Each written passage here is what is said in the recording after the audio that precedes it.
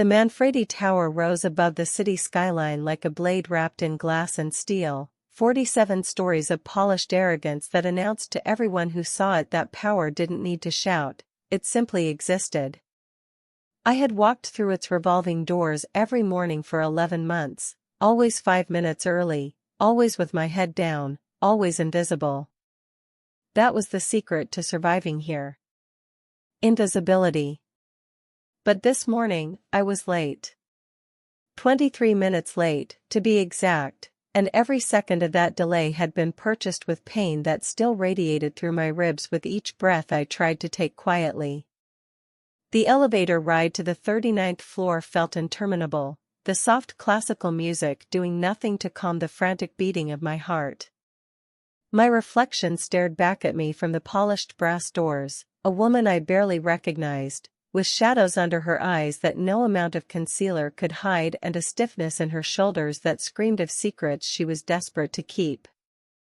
The doors opened, and I stepped into the lion's den. The executive floor hummed with its usual controlled chaos. Assistants moved with purpose, carrying files and coffee with the precision of surgeons. Phones rang in muffled tones. The air smelled of expensive leather and ambition. I kept my eyes fixed on the path to my desk, calculating each step to minimize the limp that threatened to betray me. Left leg bore less weight. Right leg compensated. Breathe through the fire in my side. Don't make eye contact with anyone. I almost made it. Miss Jones. The voice came from behind me, quiet and smooth as aged whiskey, and every person within earshot seemed to freeze mid-motion. I closed my eyes for a fraction of a second, gathered what remained of my composure, and turned. Dwight Manfredi stood in the doorway of his corner office, one hand resting against the frame, the other holding a cup of black coffee that steamed gently in the cool morning air. He was not a large man in the way of brawlers or bodybuilders, but he occupied space in a way that made the hallway feel suddenly narrow. His suit was charcoal gray, immaculate, worth more than I made in 3 months. His dark hair was threaded with silver at the temples, and his face held the kind of handsomeness that came from confidence rather than symmetry, a strong jaw, a straight nose, eyes the color of winter storms that missed absolutely nothing. Those eyes were looking at me now. Mr. Manfredi, I managed, grateful that my voice didn't crack. I'm so sorry for being late. It won't happen again. There was an issue with my train, and then You're limping. He didn't move from the doorway.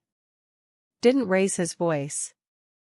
Didn't do anything at all except speak those 3 words, and somehow that was worse than if he had screamed. The other assistants had found urgent business elsewhere.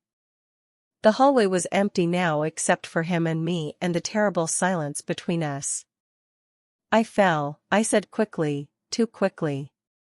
This morning. On the way to the train. I wasn't watching where I was going, and I tripped on the curb. It's nothing, really. Just clumsy. I gestured vaguely at myself, as if to dismiss the entire matter, and immediately regretted it when the movement pulled at the bruise blooming across my ribs. The pain must have shown on my face because his eyes narrowed almost imperceptibly. You fell, he repeated. Not a question. A statement that held no belief whatsoever. Yes, sir. I'm fine. Really. I should get to my desk. There's the Peterson file to organize before the 10 o'clock, and Mr. Chen's assistant called about the merger documents, and... Come here. 2 words. Quiet. Absolute. My feet carried me toward him before my brain could formulate any objection, because when Dwight Manfredi told you to come, you came. That was simply how the world worked. I stopped a few feet from him, close enough to smell his cologne, something woodsy and expensive, and close enough to see that his eyes were not just gray but shot through with flecks of something darker, like storm clouds gathering. He looked at me. Not at my face, not in the way men usually looked at women. He looked at me the way he might examine a contract before signing it, searching for the hidden clauses, the fine print that everyone else had missed.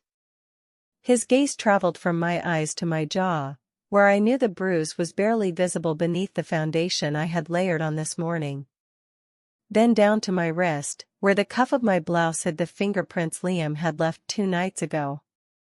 Then to my feet, where I stood with my weight shifted carefully to the right. Roll up your sleeve.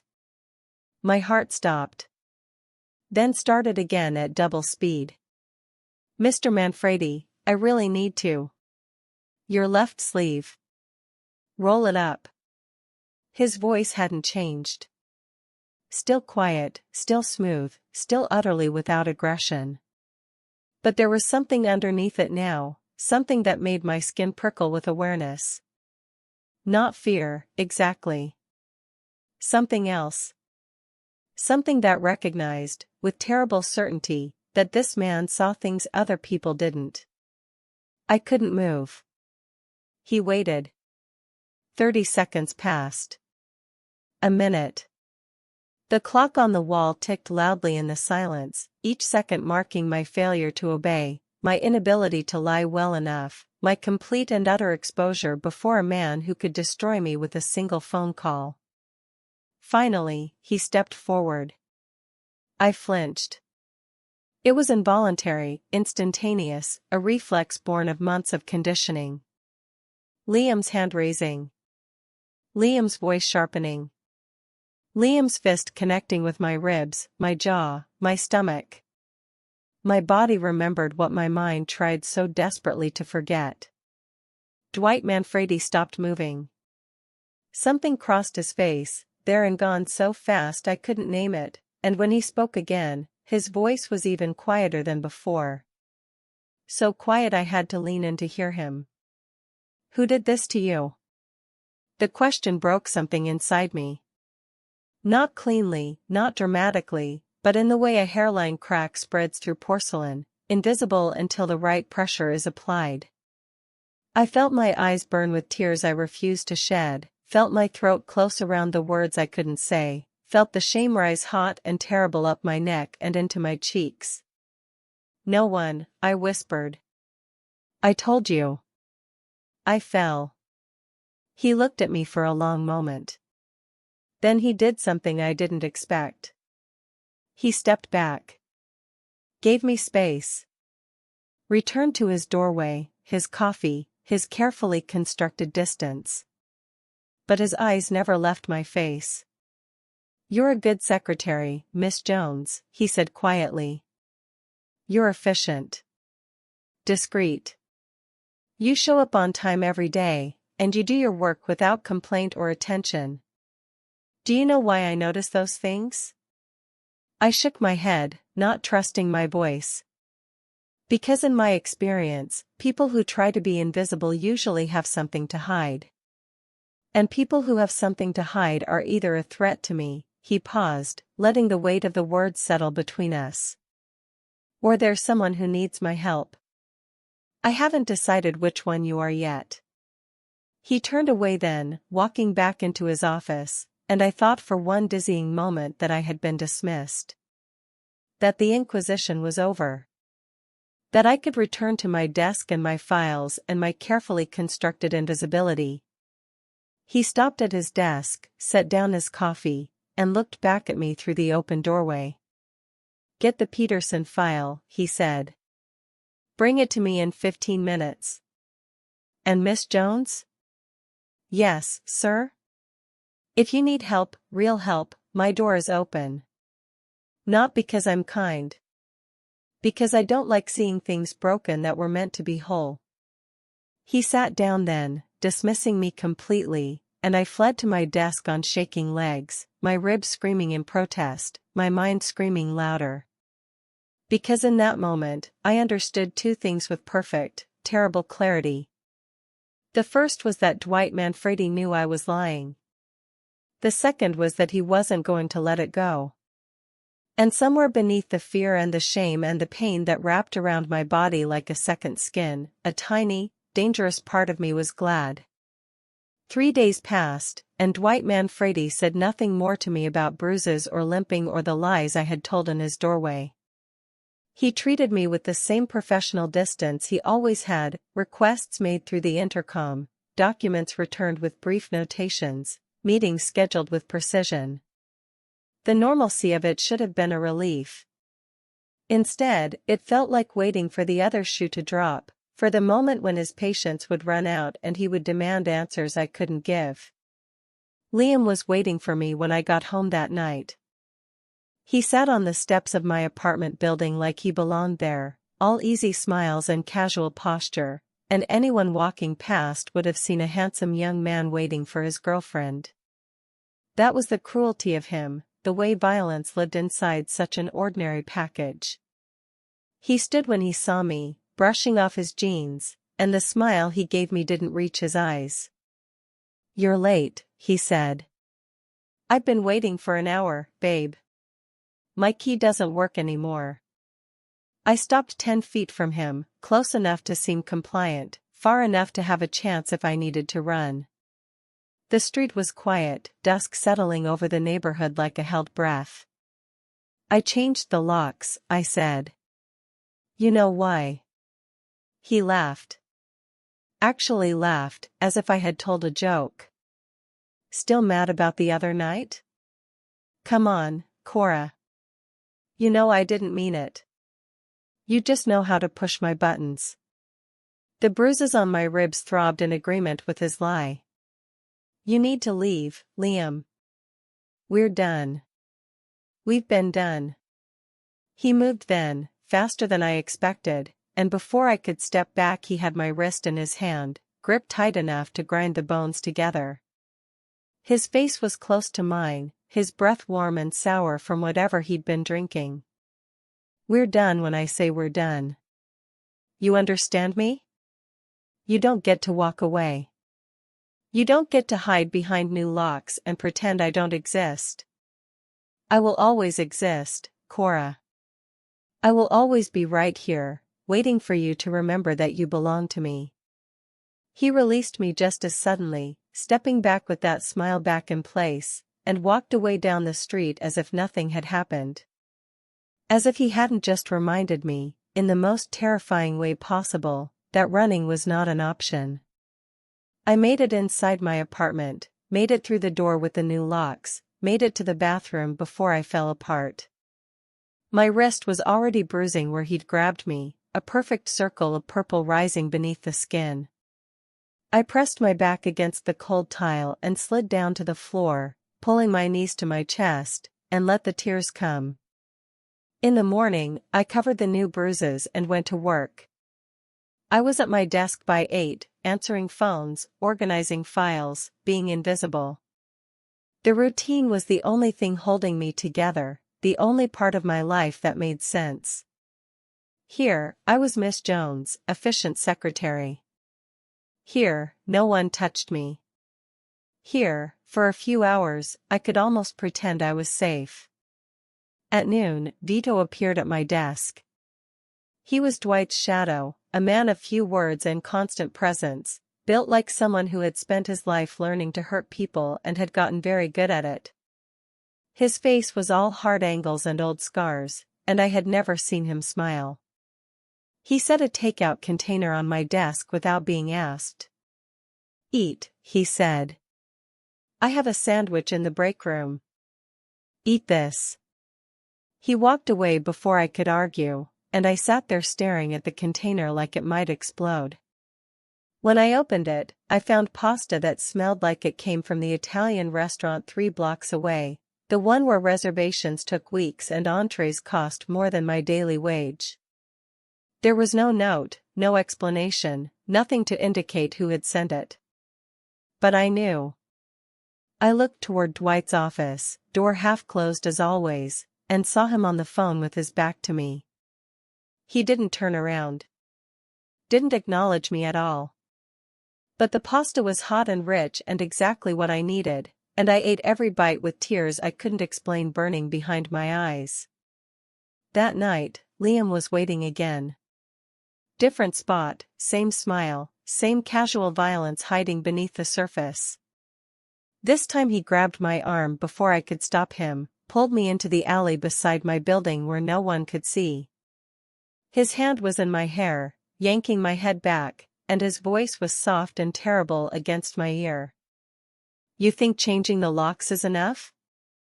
You think ignoring my calls works? I own you, Cora. Everything you have, everything you are, mine. You want to keep your pretty little job at that fancy tower? You want to keep pretending you're someone important? Fine. Play your games. But at the end of the day, you come home to me. You always come home to me.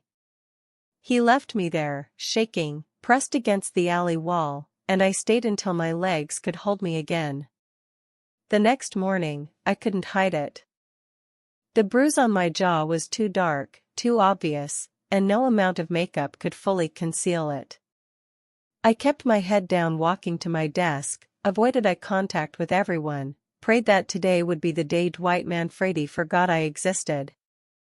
He was waiting in my chair.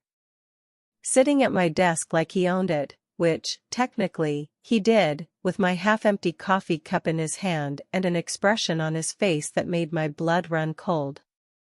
He looked at me, and his eyes went to my jaw, and something moved in his face that I couldn't name. Sit down, Miss Jones. There are no chairs, Mr. Manfredi. You're in mine. He stood, took my elbow with a gentleness that surprised me, and guided me to sit in his place. Then he crouched beside me, bringing his face level with mine, and for the first time I saw something other than cold calculation in those storm-gray eyes. I'm going to ask you one more time, he said quietly. And if you lie to me again, I will walk away, and I will never ask again. You will be just another secretary who comes and goes, and I will forget your face entirely. Do you understand? I nodded, not trusting my voice. He reached out, slowly enough that I could have pulled away, and touched the bruise on my jaw with the lightest possible pressure. His fingers were warm, steady, and they did not hurt me. Who did this? The word came out before I could stop it, before I could think about consequences or danger or the thousand reasons why telling the truth was the most terrifying thing I could do. Liam. His hand didn't move from my face. Liam who? Fletcher. Liam Fletcher. My ex. He won't let me go. He finds me, he hurts me, he tells me I belong to him, and then he leaves and waits to do it again. I've tried everything. The police won't help, he's charming, he has friends, he knows how to make it look like I'm crazy. I changed the locks, I changed my number, I tried to move and he found me anyway. He'll never stop. He'll never let me go. The words poured out of me like water through a broken dam, and when I finished I was shaking, waiting for Dwight to stand up and walk away and prove that Liam was right, that no one would ever help, that I belonged to the monster and always would. Dwight Manfredi did not stand up. He did not walk away. Instead, he looked at me with those storm-gray eyes and said 4 words that changed everything. Not anymore, you don't. The next 2 days passed in strange, suspended silence. Dwight said nothing more about Liam, made no mention of the confession I had spilled across my desk like blood from an open wound. He went about his business, meetings, phone calls, the endless machinery of his empire, and I went about mine, waiting for something I couldn't name. The food continued to appear at my desk each afternoon, delivered by Vito without comment. I ate it without thanks, too afraid to acknowledge what it meant. Liam called 17 times. I didn't answer. On the 3rd day, I made a mistake. I stayed late to finish the quarterly reports, the kind of tedious work that required quiet and concentration, and by the time I looked up from my computer the sun had set and the floor was empty. The cleaning crew had come and gone. The security guards would be making their rounds, but for now, I was alone in the silence of the 39th floor. I gathered my things, turned off my computer, and walked to the elevator. The parking garage was 3 levels underground, poorly lit despite the building's otherwise pristine reputation, and my footsteps echoed off concrete pillars as I made my way to where my old car waited in its usual spot. I was halfway there when I heard the footsteps behind me. Not security. Too casual, too deliberate, too familiar. I turned, and Liam stepped out from behind a pillar, smiling that smile I had learned to fear. "Working late, babe? That's not safe. Bad things happen to pretty girls in parking garages after dark." I kept walking, faster now, keys already in my hand with the longest one pressed between my fingers the way internet articles advised. He matched my pace easily, his longer legs eating up the distance I tried to maintain. "Don't walk away from me, Cora. I've been patient. I've given you your space. But this little game is getting old, and I'm getting tired of sleeping alone. Go home, Liam. Go home and leave me alone." He laughed, and the sound bounced off concrete and metal, following me like a ghost. "You don't mean that. You're just scared. You think that fancy boss of yours is going to protect you? Please. Men like that don't care about girls like you. You're a convenience, something pretty to look at while he does his real work. He doesn't know you exist." I reached my car, fumbled with the key, dropped them, grabbed them again. Liam was right behind me now, close enough that I could feel the heat of his body, smell the beer on his breath. "Look at me." I couldn't. I wouldn't. I got the key in the lock, turned it, reached for the handle. His hand closed over mine, crushing my fingers against the metal, and he spun me around to face him. His eyes were flat and hard and empty, the way they always looked right before he hit me. I said, "Look at me." I heard her say, "Go home." The voice came from the darkness behind Liam, quiet and unhurried, and I felt Liam's grip loosen just slightly as he turned to face whoever had interrupted us. I looked over his shoulder and saw them, 3 men, emerged from between the parked cars like shadows given form. Vito stood in front, his scarred face expressionless, 2 of Dwight's other men flanking him like wolves surveying prey. Liam smiled, but I felt the fear in his grip. "This is a private conversation. Take a walk." Vito didn't move. Didn't speak. Just stood there, blocking the only path to the elevator, and waited. The garage elevator chimed. The doors opened, and Dwight Manfredi stepped out. He wasn't running. He wasn't rushing. He walked across the concrete with the same measured pace he used in his office, as if he had all the time in the world and knew exactly how this moment would end. His eyes went to me first, checking, assessing, cataloging, and something dark passed through them when he saw Liam's hand still wrapped around mine. Then he looked at Liam. "I told you to go home." Liam laughed, but it was thinner now, higher. "Who the hell are you? Her boyfriend? Her knight in shining armor? This doesn't concern you, old man. This is between me and my girl." Dwight stopped 10 feet away. "Close enough to talk. Far enough to see everything. She's not your girl. She hasn't been your girl for months. And she came to work this morning with fresh bruises on her jaw that she tried to hide with makeup she can't afford." His voice was calm, conversational almost. "I don't like when my employees are hurt. It's bad for morale. Bad for productivity. Mostly, though, I just don't like it." Liam's grip tightened on my hand, grinding the bones together. I bit my lip to keep from crying out. "You want her? Come get her." For a long moment, no one moved. Then Dwight Manfredi did something I didn't expect. He looked at me. Cora. Come here. Not an order. An invitation. A choice. He was giving me a choice, right there in the middle of a parking garage with monsters on every side, and I understood suddenly that this was the moment everything would change. I could stay with Liam, stay in the life I knew, stay safe in my familiar terror. Or I could walk toward the most dangerous man in the city and hope that the devil I didn't know was better than the one I did. I pulled my hand from Liam's grip. He tried to hold on, but I was already moving, already walking, already leaving him behind. I crossed the space between us and stopped at Dwight's side, close enough to feel the warmth radiating from his body, close enough to see the satisfaction flicker across Vito's scarred face. Dwight looked at Liam.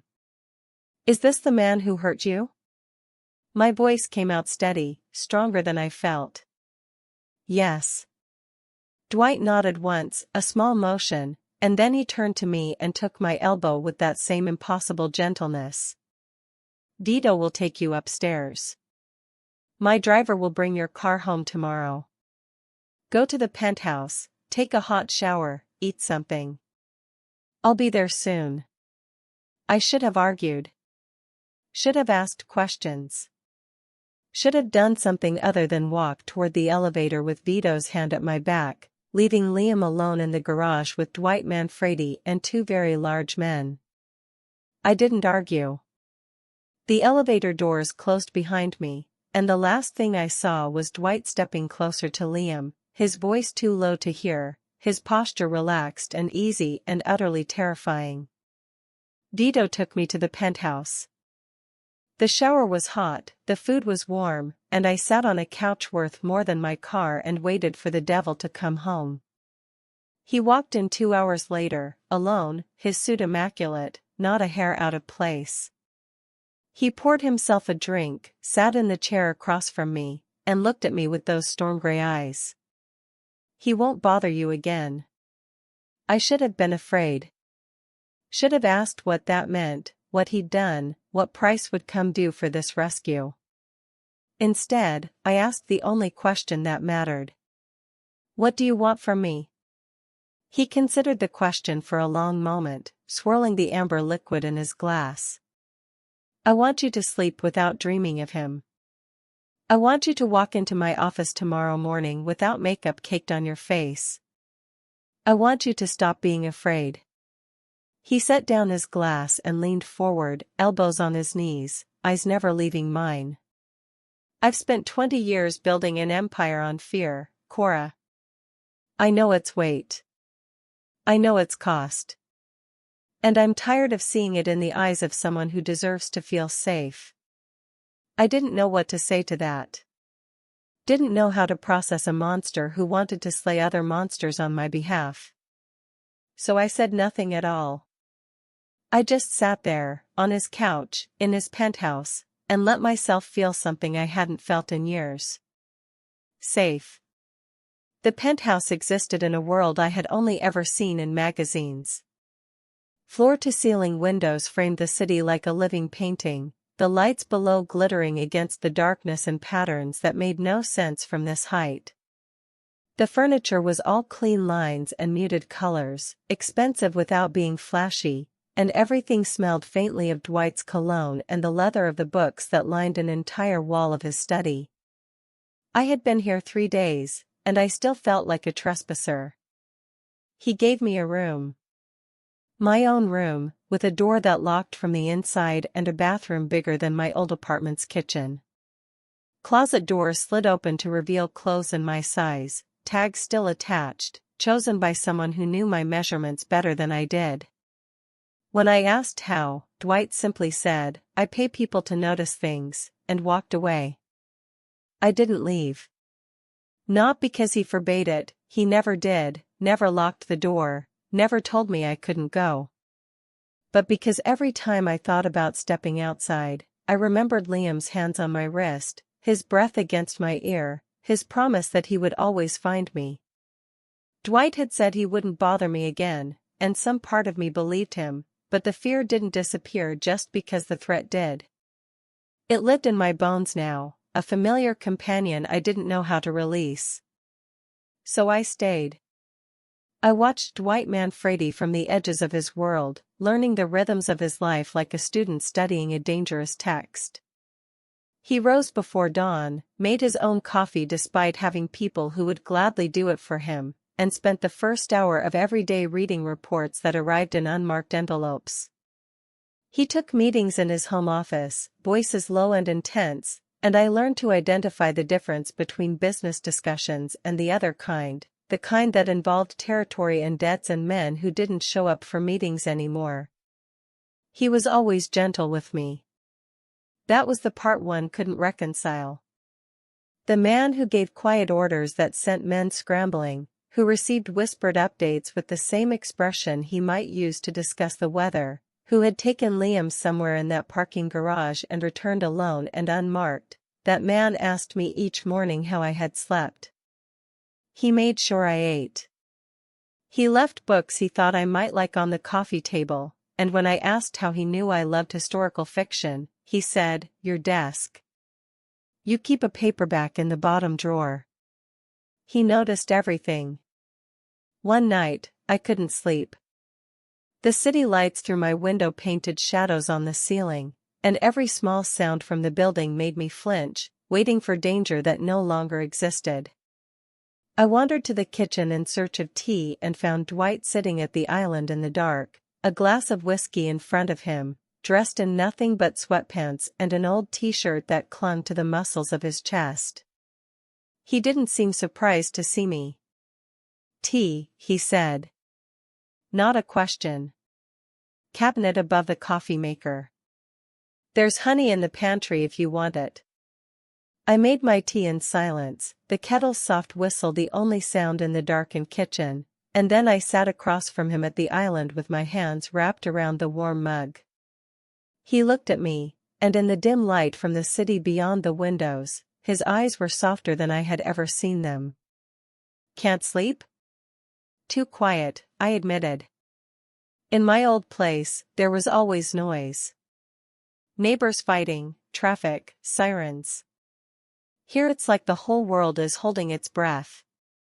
He nodded, understanding in a way that surprised me. I felt the same way when I first moved here. Grew up in a house with 6 siblings and walls so thin you could hear everything. Silence felt like death. He took a slow drink of his whiskey. You get used to it. Eventually you learn to hear the city underneath. The hum of it. The heartbeat. I sipped my tea and considered the man across from me. The most dangerous person I had ever met, sitting in his kitchen in the dark, talking about heartbeats. "Why do you do it?" The question escaped before I could catch it, and I braced for him to shut down, to remind me of my place, to become the monster everyone believed him to be. Instead, he set down his glass and looked at me with something almost like curiosity. "Do what?" "All of it. The empire." I hesitated, searching for the right word. "Business. The things that happen in parking garages. You're smart enough to do anything. Legitimate anything. So why this?" He was quiet for a long moment, and I thought I had pushed too far. Then he spoke, his voice low and rough in a way I hadn't heard before. "My father was a butcher. Worked 60 hours a week for barely enough to keep us fed. When the neighborhood changed, when the men in suits came through and told all the small business owners they had to pay protection or close their doors, he couldn't afford either. So he closed. Died 6 months later of a heart attack the doctors said came from stress." He looked at the city beyond the windows. I was 15. I watched the men who killed him drive cars I couldn't dream of, eat in restaurants that wouldn't serve my father, walk through the world like they owned it. So I decided that one day, I would own it instead. I would be the man in the suit, the one who collected, the one who decided who survived and who didn't. At least then, the people I loved would be safe. I didn't know what to say. The monster had a origin story, like all the best villains in the books I loved, and it made him more complicated than I wanted him to be. You kept people safe? He turned to look at me, and in the darkness I couldn't read his expression. I tried. Some of them, anyway. My mother never wanted for anything after I started. My sisters married well, married men who knew better than to hurt them because they knew what their brother would do. My brother, he stopped, a muscle jumping in his jaw. My brother made different choices. Chose the wrong side of a disagreement.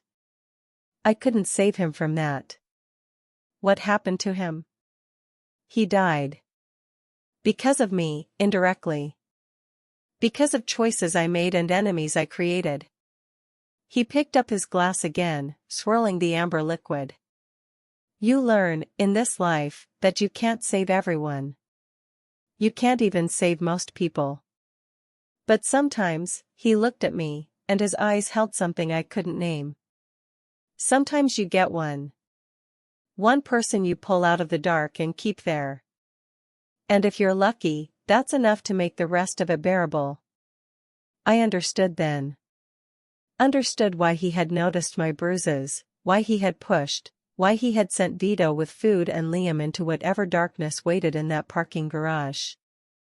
I wasn't a project or a conquest or a curiosity. I was his one. His chance to save someone, to balance the scales, to prove that the man in the suit could still do something good. The realization should have frightened me. Being someone's redemption was a heavy weight, a responsibility I hadn't asked for. Instead, it made me want to be worthy of it. I reached across the island and touched his hand. He went still, eyes dropping to where my fingers rested against his skin, and when he looked up again the walls were down, just for a moment, just long enough for me to see the man beneath the monster. Thank you, I said. For pulling me out of the dark. He turned his hand under mine, lacing our fingers together, and the contact sent warmth through me that had nothing to do with the tea. Stay in the light, he said quietly. That's all I ask. Just stay in the light, and let me stand in the shadow where I belong. I didn't answer with words.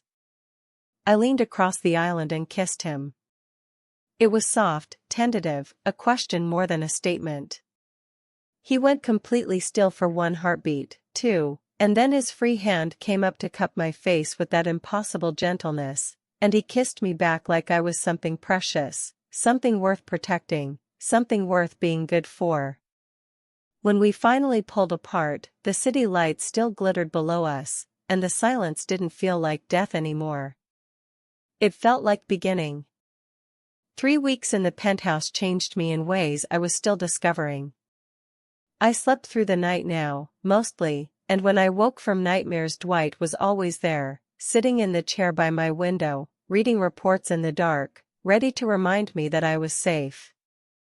We didn't talk about the kiss. We didn't need to. It lived between us now, a constant presence, waiting for the moment when fear would stop being the loudest voice in the room. That moment came on a Thursday.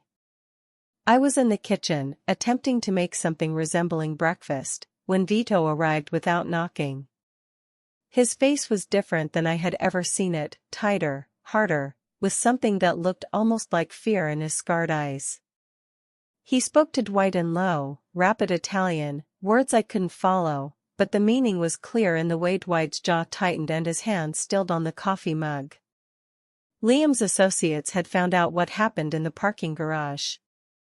They had come for Vito the night before, 3 of them, waiting outside his favorite bar. Vito had survived, barely, from the look of the fresh bandage wrapped around his arm beneath his jacket, but the message was clear. This wasn't over. Liam might be gone, but the people who loved him, the people who owed him, the people who saw his disappearance as a challenge to their honor, they were still here. And they wanted blood. Dwight looked at me across the kitchen. Pack a bag. There's a plane waiting at a private airfield. Vito will take you. The words didn't make sense at first. Plane? Private airfield? I was still holding the spatula, still standing in my bare feet on his heated floors, still wearing one of his t-shirts that fell to my thighs. I'm not leaving. This isn't a discussion. You don't get to decide that. I set down the spatula, walked around the island, stood in front of him with my chin raised and my heart pounding. You don't get to save me and then send me away. You don't get to kiss me and then pretend I'm just another person to protect from a distance. I'm not your one if you won't let me stay.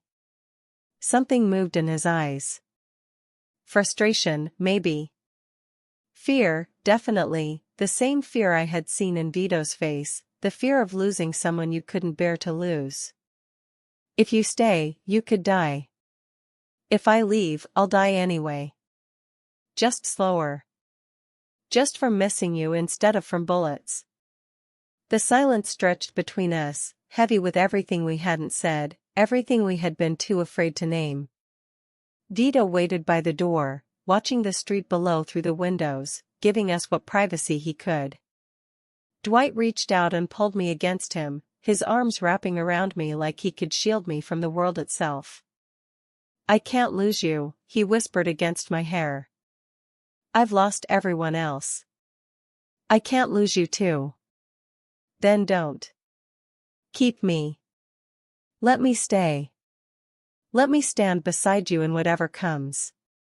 He pulled back, looked at me with those storm gray eyes, and for the first time since I had met him, I saw uncertainty. Doubt. The vulnerability of a man who had spent his entire life building walls and was watching someone climb over them. There's no coming back from this, he said. If you stay, if you choose this, you choose all of it. The danger. The darkness. The nights when I come home with blood on my hands and can't tell you where it came from. You don't get to unchoose it later. I know. You'll be a target. Anyone who wants to hurt me will want to hurt you more. I know. I can't promise you safe. I can't promise you normal. I can't promise you anything except that I will die before I let anyone touch you again.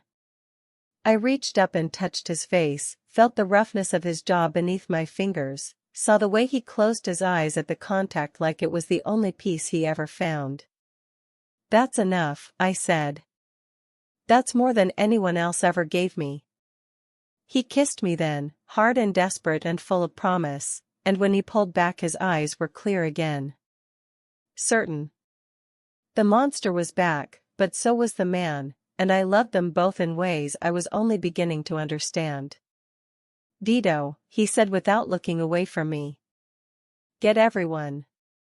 We're ending this tonight. The warehouse sat at the edge of the city, surrounded by empty lots and broken streetlights, the kind of place where violence went to hide from witnesses. I wasn't supposed to be there. Dwight had made that clear, had argued, had nearly ordered Vito to physically restrain me. But I had refused to wait in the penthouse, refused to sit by the windows and watch the city lights and wonder if he was coming back. So I waited in the car instead, 3 blocks away, with one of Dwight's men whose name I still didn't know. The minutes crawled past like hours, each one heavier than the last, and I held my breath until my lungs burned and let it go only when I couldn't hold it anymore. The shots, when they came, were muffled by distance. 3 of them. Then silence. Then more shots, a flurry this time, too many to count.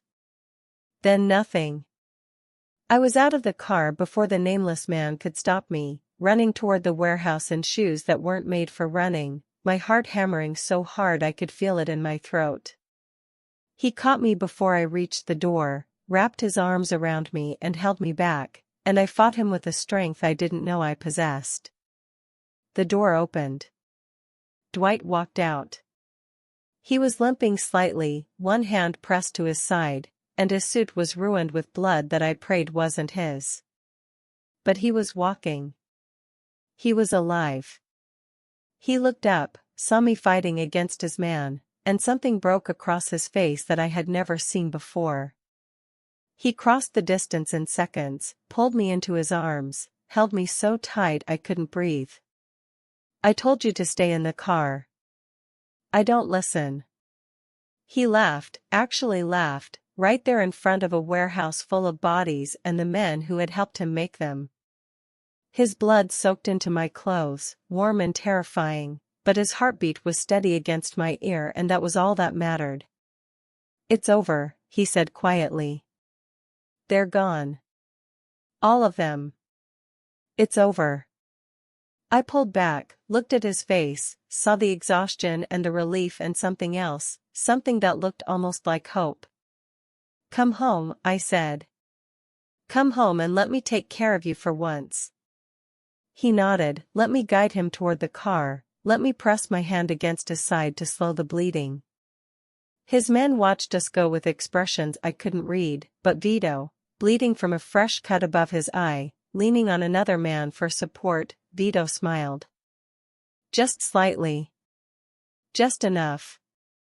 In the car, on the way back to the penthouse, Dwight leaned his head against my shoulder and closed his eyes. "I meant what I said," he murmured. "I can't promise you safe. I can't promise you normal." I pressed a kiss to his hair, felt the tension leave his body at the contact. "I don't want safe. I don't want normal. I want you." He was quiet for so long I thought he had fallen asleep. Then, so soft I almost missed it. "You have me. You've always had me. From the moment you walked into my building with bruises on your face and lies on your lips, you had me." The city lights blurred past the windows, painting patterns on his face, and I held him against me and let myself feel something I had never expected to feel again. Hope. If you want to follow Cora and Dwight through the dangerous world they've chosen together, if you want to see what happens when the monster falls in love, when the victim becomes a fighter, when two broken people try to build something whole, then subscribe to my channel. The Manfredi family has more secrets to reveal. More enemies to face. More darkness to navigate. And Cora? She's just beginning to discover how strong she really is. Subscribe now and never miss a moment of the journey. The city waits. The danger waits. And somewhere in the penthouse above it all, Dwight Manfredi is waiting for you to come back. Don't keep him waiting too long.